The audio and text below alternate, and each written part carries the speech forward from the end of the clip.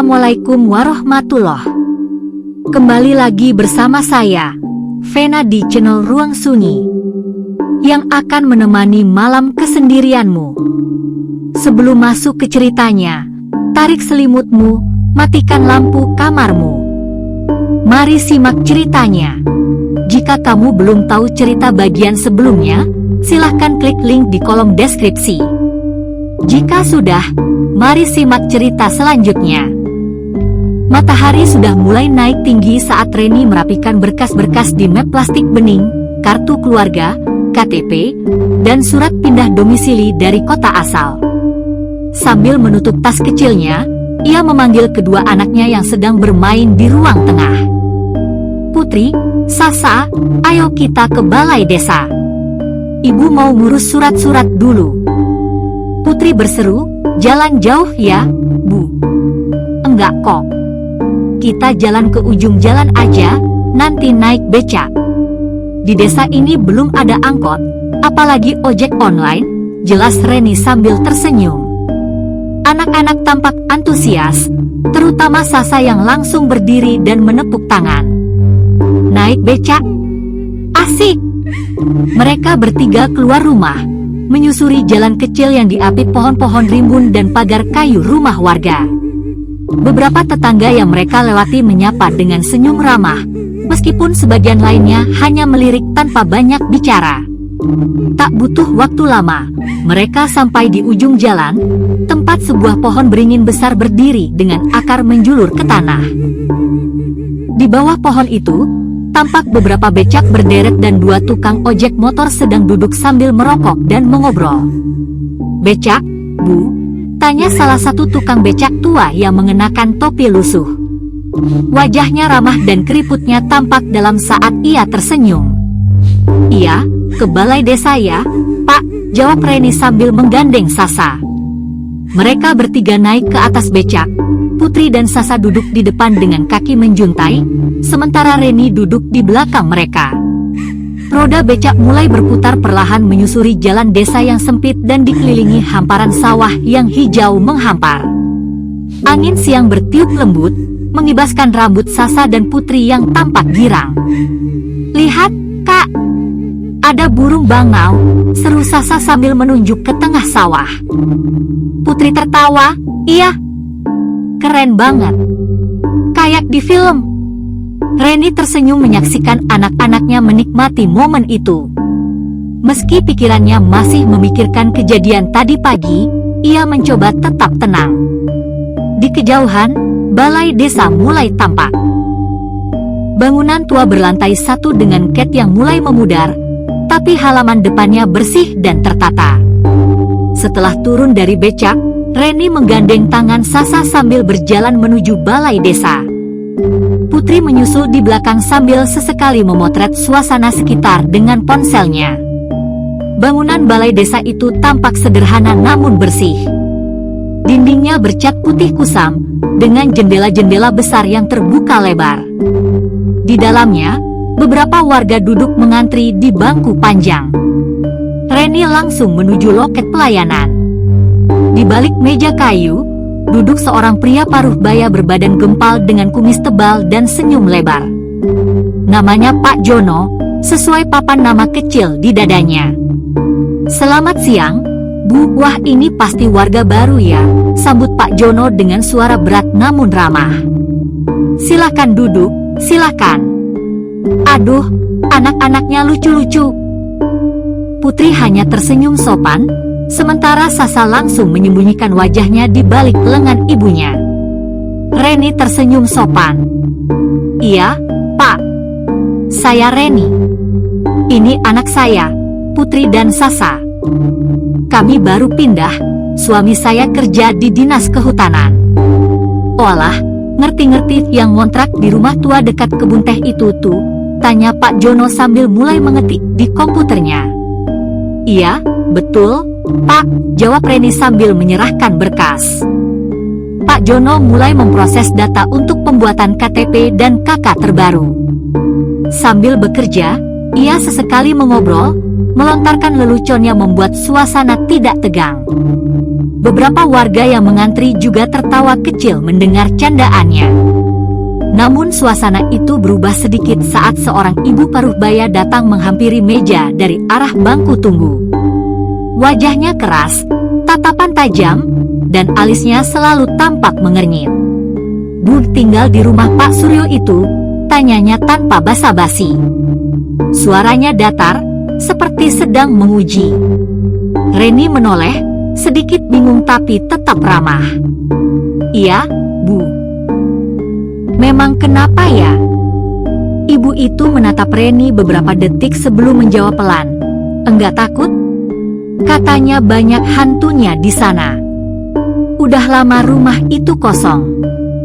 Sasa langsung merapat ke ibunya, sementara Putri melirik ibu itu dengan heran. Reni tampak terdiam sejenak, belum sempat menjawab. Namun Pak Jono langsung menengahi dengan cepat sambil tertawa. "Waduh, Bu Arti ini suka nakut-nakutin. Namanya rumah tua ya pasti banyak cerita, tapi belum tentu benar, tuh." Pak Jono menoleh ke Reni dan tersenyum lagi. "Santai aja, Bu. Orang-orang sini tuh kadang suka lebay. Yang penting dijaga, dirawat, insya Allah aman." Ibu Warti hanya mendengus pelan dan kembali duduk. Reni mencoba tetap tenang, meskipun hatinya agak berdebar.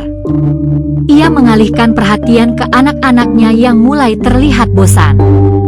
Tak lama kemudian, proses administrasi selesai. "Ini ya, Bu. Berkasnya lengkap. Nanti tinggal ambil dokumen resminya minggu depan," kata Pak Jono sambil menyerahkan kertas bukti pengajuan.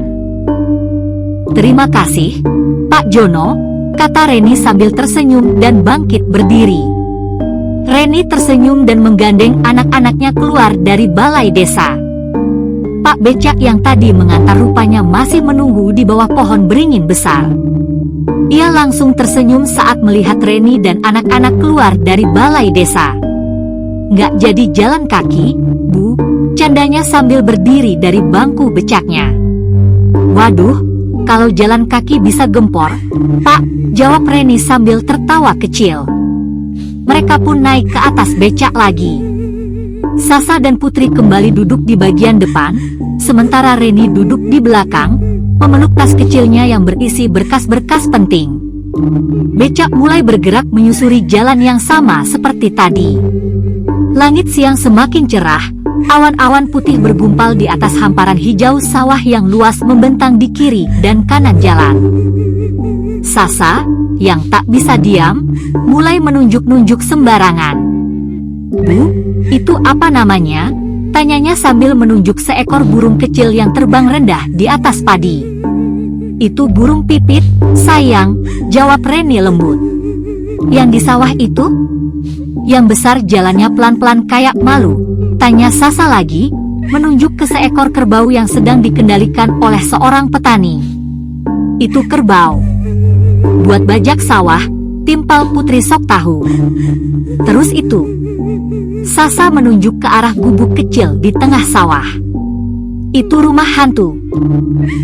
Sasa," Reni menegurnya pelan.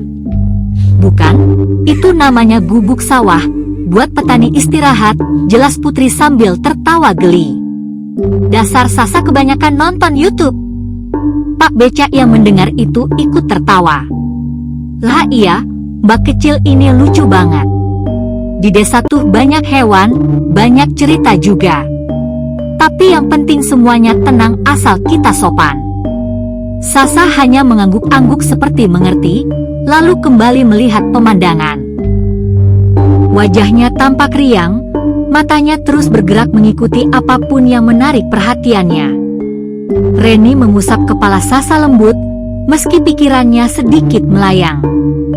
Kata-kata Ibu Warti tadi kembali terngiang-ngiang di kepalanya. Ia mencoba mengusirnya, tak ingin merusak momen bahagia ini. Beberapa menit kemudian, mereka sampai kembali di depan rumah kontrakan tua itu. Pak Becak berhenti dan menoleh ke belakang. "Sampai rumah, Bu. Hati-hati ya." Terima kasih, Pak, kata Reni sambil membayar ongkos dan membantu anak-anak turun. Mereka berdiri sejenak di depan pagar rumah, memandang halaman yang sedikit tertutup bayangan pohon mangga besar yang bergoyang pelan tertiup angin siang. Reni meraih gagang pagar. Ayo masuk, kalian istirahat. Nanti kita makan siang. Siang itu cuaca masih terang ketika Reni, Putri, dan Sasa sampai di rumah. Reni langsung mengajak anak-anak untuk makan siang, menu sederhana, sayur bening bayam dan tempe goreng sisa dari pagi. Sasa masih cerewet bercerita soal becak dan kerbau, sementara Putri lebih banyak diam sambil menatap layar ponsel. Setelah makan, anak-anak diizinkan bermain di dalam rumah. Reni, yang kelelahan setelah mengurus administrasi, memutuskan untuk mencuci piring, lalu membersihkan lantai dapur yang terasa sedikit lengket sejak pagi. Saat ia mengepel lantai, tiba-tiba terdengar bunyi berderap pelan dari arah ruang tengah. Krek, krek. Reni menghentikan gerakannya. Ia menajamkan telinga. Putri, kamu ngapain? Serunya dari dapur. Tak ada jawaban. Sasa masih sunyi. Di dapur, saat Reni menyiapkan teh hangat, ia membuka percakapan dengan nada pelan.